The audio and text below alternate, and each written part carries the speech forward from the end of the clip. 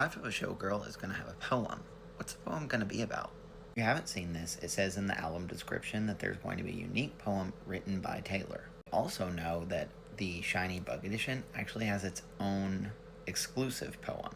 Now, if we think back to Tortured Poets Department, we actually had two different poems that were associated with this album. We had the poem that was written by Stevie Nicks for Taylor, and we had the In Summation poem written by Taylor. Let's look closer at this poem. So here's how the poem on Tortured Poets go that was written by Taylor.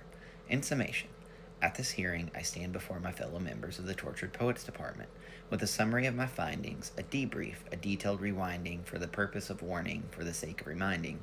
As you might all unfortunately recall, I had been struck with a case of a restricted humanity, which explains my plea here today of temporary insanity. You see, the pendulum swings.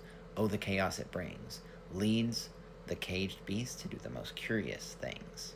First spend years denying what's faded, resentment rotting away, galaxies we created. Stars placed and glued meticulously by hand next to the ceiling fan, tried wishing on comets, tried dimming the shine, tried to orbit his planet, some stars never align. And in one conversation I tore down the whole sky. Spring sprung forth with dazzling freedom hues, then a crash from the skylight bursting through, something old, something hollowed. Who told me he would be brand new? And so I was out of the oven and into the microwave, out of the slammer and into a tidal wave. How gallant to save the Empress from her gilded tower, swinging a sword he could barely lift, but loneliness struck at that fateful hour, low-hanging fruit on his wine-stained lips.